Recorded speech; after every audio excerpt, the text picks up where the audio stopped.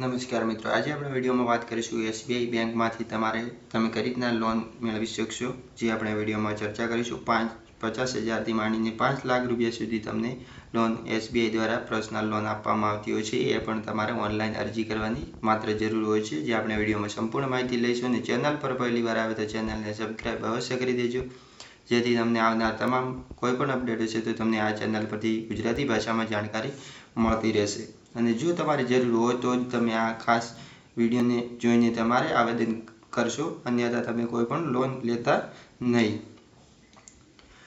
સૌપ્રથમ વાત કરીએ એસબીઆઈની પર્સનલ લોન 2024, જેમાં એસબીઆઈ પર્સનલ લોન 2024માં ભારતના અગ્રણી બેંકો સ્ટેટ બેંક ઓફ ઇન્ડિયા તાજેતરમાં ગ્રાહકો માટે વ્યક્તિગત લોન મર્યાદા વધારીને 20 લાખ કરી છે. અને લોન રકમમાં વધારો ઓનલાઈન એપ્લિકેશન દ્વારા ઉપલબ્ધ છે. અને આ લોન વિકલ્પ ખાસ કરીને વ્યક્તિગત જરૂરિયાતોને પૂર્ણ કરવા માટે નાણાકીય સહાય મેળવવા માટે ખૂબ જ વ્યક્તિઓને ફાયદાકારક થતી હોય છે. જેમાં માપદંડમાં વાત કરીએ તો ફક્ત ભારતીય નાગરિકો જ એસબીઆઈ વ્યક્તિગત લોન માટે અરજી કરવા પાત્ર રહેશે.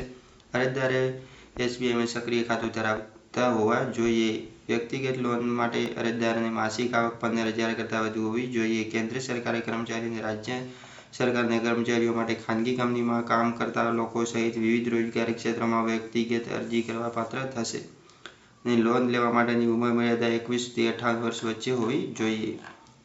એસબીઆઈ બેંકમાંથી લોન વ્યાજ દરો શું હોય છે, જેમાં લઘુત્તમ 24,000થી શરૂ કરીને મહત્તમ 20 લાખ રૂપિયા સુધીની વ્યક્તિગત લોન ઓફર અલગ તમને સિવિલ મુજબ મળવાપાત્ર થશે. વ્યાજ દરમાં વાત કરીએ તો 11.15થી 14.55% વચ્ચે હોય છે. અને આ દરો ઉધાર લેનાર ક્રેડિટ પ્રોફાઇલ, વિનંતી કરેલ લોનની રકમ પરિબળો પ્રભાવિત થાય છે. અને વધુમાં લોન લેનારા નોંધ લેવી જોઈએ કે જીએસટી સહિત 1.5% પ્રોસેસિંગ ફી જે લોનના રકમમાંથી બાદ કરવામાં આવશે. અને ઉધાર લેનાર સુવિધાઓ માટે એસબીઆઈ મહત્તમ 72 મહિના સુધી ચૂકવણી અવધિ માટે પરવાનગી આપતી હોય છે. એટલે કે 72 મહિના સુધી તમે તેની ઈએમઆઈ પર ચૂકવી શકો છો.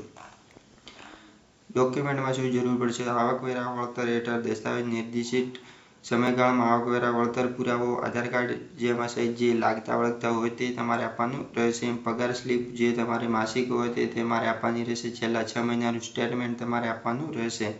પાન કાર્ડ જેમાં ઓળખના પુરાવામાં તમારે પાન કાર્ડ સહિતના પુરાવાઓ તમારે આપવાના રહેશે. એના પછી અરજી તમે કઈ રીતના કરી શકો છો? અરજી કરવા માટે તેની ઓફિશિયલ વેબસાઇટ એસબીઆઈ પર તમારે જવાનું રહેશે. તેની સત્તાવાર વેબસાઇટ પર તેના પર ક્લિક કરીને તમે પર્સનલ લોન અંગેની વધારે માહિતી પણ મેળવી શકશો. જેમાં તમે જે ડિસ્પ્લે ઉપર આપેલું છે તમે લોનની કઈ રીતના અરજી કરી શકો છો તે માહિતી આપણે આ પૂરી પાડે છે. તો બસ મિત્રો, આ વિડીયોમાં આટલું જ. અને જો તમારે જરૂર હોય તો તમે ખાસ તેને ચેક કરી શકો છો, અન્યથા તમારે કોઈ પણ લોન લેવાની જરૂર નથી. તો બસ મિત્રો, આ વિડીયોમાં આટલું જ. અને આવી સારી જાણકારી મેળવવા માટે ચેનલને સબસ્ક્રાઈબ અવશ્ય કરી દેજો.